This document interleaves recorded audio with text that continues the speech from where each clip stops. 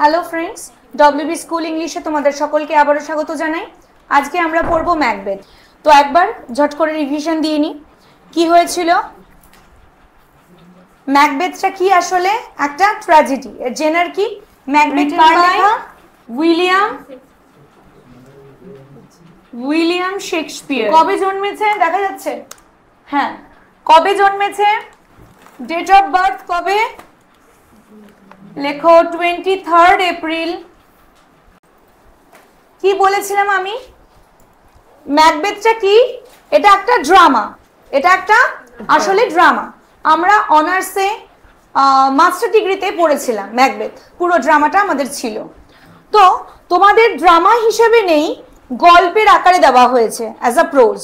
কি বলেছিলাম যে বাচ্চারা যাতে অত বড় তো শব্দ সব অর্থ বুঝে পড়তে পারে না, তো সেই কারণে চার্লস ল্যাম্ব ও মেরি ল্যাম্ব এই বইটি প্রকাশিত করে, তাই তো? তার নাম কি বলো? Tales from Shakespeare. লিখিয়েছিলাম আমি আগের দিন, তাই তো দীপ্তি? Tales from Shakespeare. তো এইখান থেকে এই গল্পটা যেটা তোমাদের টেক্সটে আছে সেটা নেওয়া হয়েছে, এবং এখানে যেটা আছে তার থেকেও সংক্ষেপিত করে তোমাদের টেক্সটে দেওয়া হয়েছে।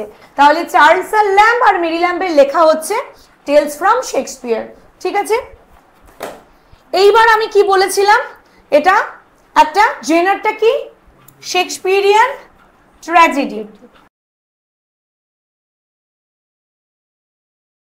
Shakespearean tragedy. ট্র্যাজেডি মানে কি?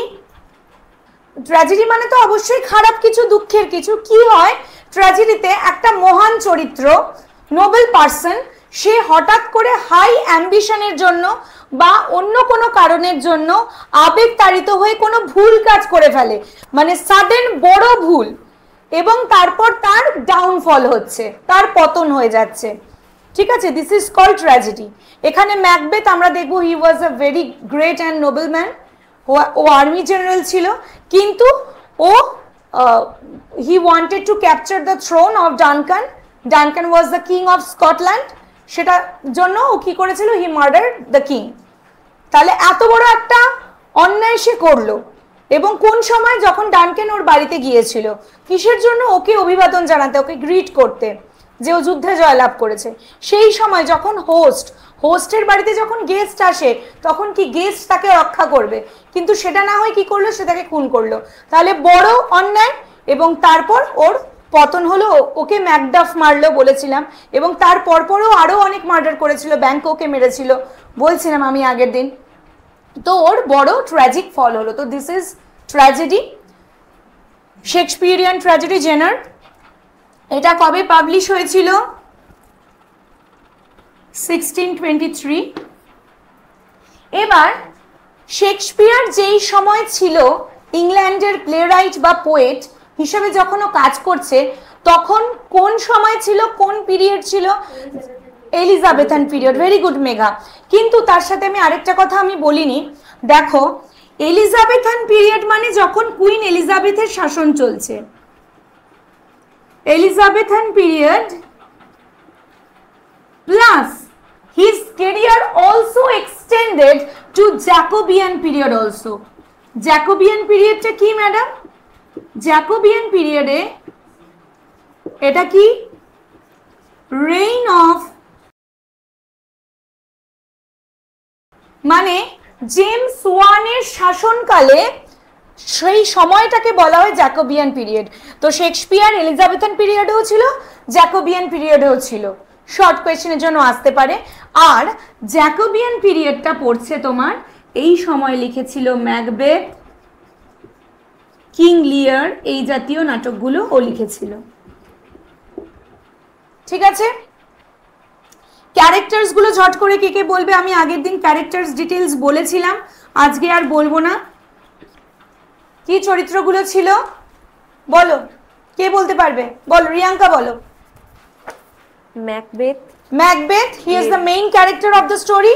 Then Lady Macbeth, his wife Duncan, he was the king of Scotland, and her sons, his sons.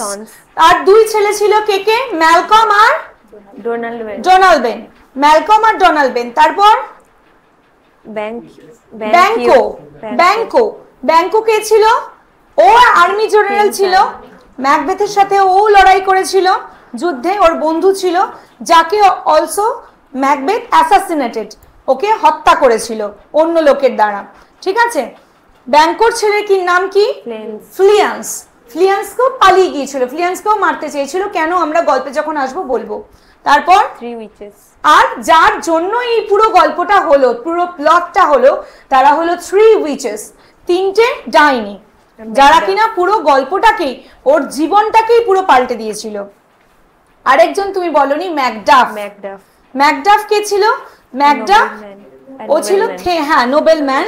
এই যেমন আমরা বলেছিলাম ম্যাকবেথ ছিল থেন অফ গ্ল্যামিস, গ্ল্যামিসের নোবেল ম্যান, আর এ ছিল থেন অফ 5। ম্যাকডাফ ছিল, লিখে রাখবে, ম্যাকডাফ কিল্ড, ওর আমি বলেছিলাম যে ওর ন্যাচারাল বার্থ হয়নি, মায়ের পেট থেকে ডাইরেক্ট ওর জন্ম হয়নি, হ্যাঁ ঠিক আছে। তো ওর মানে আসলে ওর সি সেকশন বেবিজ হয়েছিল, মানে ও মাটিতে পা পড়েনি। যাই হোক, এটার ডিটেলস এখন আমি বলছি না।